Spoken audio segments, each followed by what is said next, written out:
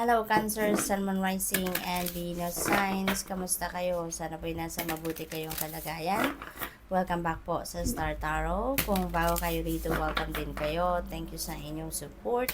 I truly appreciate it. God bless you all.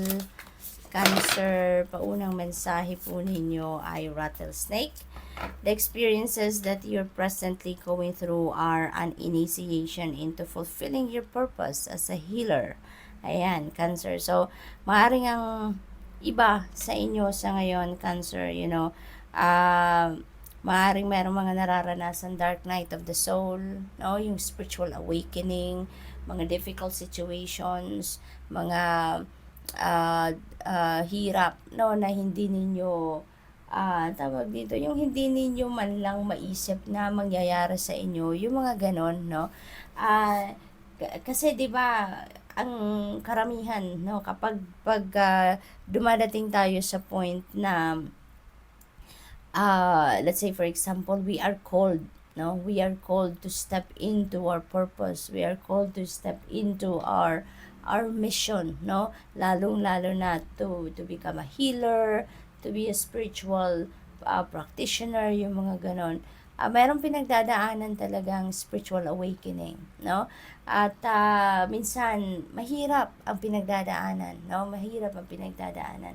Sabi nga nung may share ko lang, sabi nga nung spiritual teacher ko dati, sabi niya, ang iba talagang dumadaan sa divorce, dumadaan sa dissolution of marriage, mga ganun klase, along those lines, or sakit, 'di ba? Yung mga ganon na hindi ninyo ma-explain kung bakit nararanasan ninyo yon, hindi ninyo maisip, 'di ba? Hindi maabot ng isip, no? At mahanapan ng justification, no, ang sarili ninyo, kung bakit nangyayari yung mga bagay na nangyayari, no? Maaring may mga ganung sitwasyon din ang iba sa inyo dito, no? Kaya wag kayong mag-alala, 'di ba? Kasi magdasal lang lagi, and always ask for guidance, no, from the divine, kasi sipin natin lahat ng nangyayari sa buhay natin, it is for our highest good. Lahat ng nangyayari, even if it doesn't seem right, even if it doesn't seem like makakabuti sa atin, but at the end of the day, it will be for our highest good, no? At lahat may dahilan, no? Lahat may dahilan, lahat may rason ang divine universe kung bakit nangyayari mga bagay-bagay sa buhay natin. Tulad nito, no? Kung ano man ang mga experiences na pinagdadaanan ninyo sa ngayon, ano man ang mga hirap na pinagdadaanan ninyo sa ngayon, ang iba siguro sa inyo diyan, ano, that is initiation 'yan para ma-fulfill ninyo ang purpose ninyo as a healer. So, take as it resonates, Cancer, kasi hindi lahat, no, ay magra-resonate sa mensaheng ito. So, just take as it resonates. We have Shark. Trust your instincts to discern the truth of a situation. Gamitin ninyo, pakinggan ninyo yung inyong gut instinct, pakinggan ninyo ang inyong intuition to discern the heart and truth of your situation. Okay?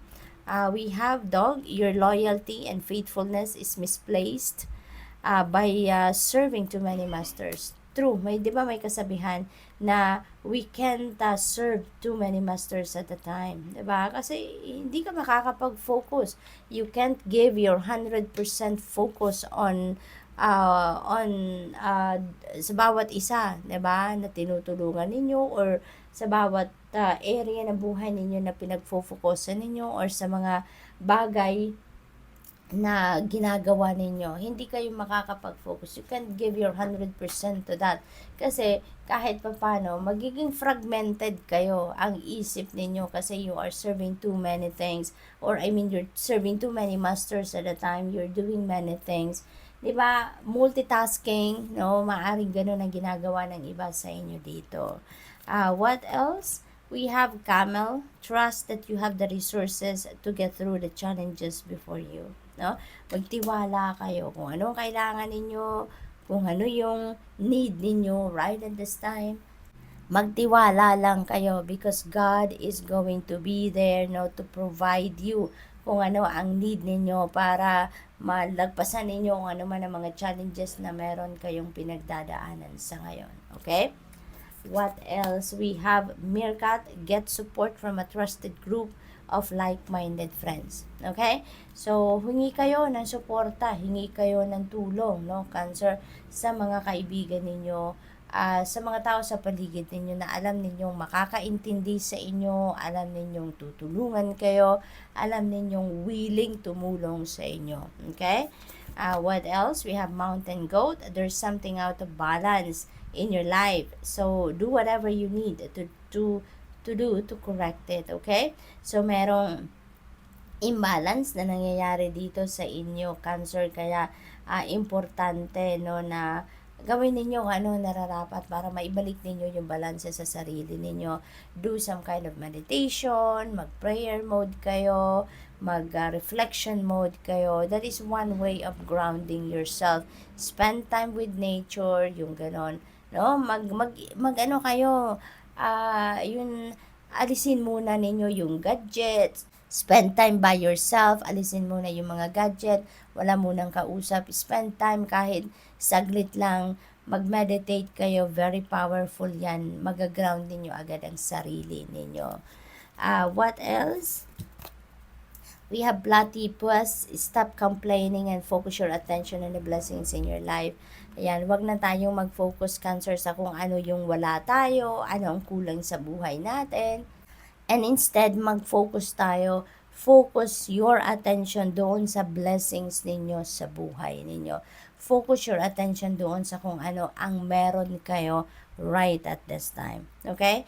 Kasi the more na mag-isip kayo or the more na mag-focus kayo doon sa kung ano ang wala kayo, ano yung kulang sa inyo, the more na mag-a-attract kayo ng mas marami pang mararamdaman kayong kulang kayo, no? Kaya project positive attitude, project abundance and prosperous energy para nang sa gayon yun ang ma-attract ninyo towards you. Okay? What else? We have Seagull. Now is the time for deep emotional healing. Tama na, Cancer. Yung hirap, sama ng loob, sakit ng kalooban, emotional pain, emotional baggages, emotional wounds na nararamdaman ninyo. It's about time na to heal, no?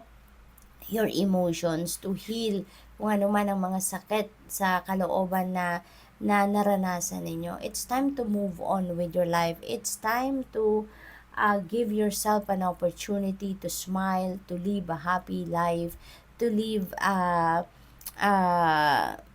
peaceful life. Okay? So, good luck. Thank you for watching. Love and light. Namaste.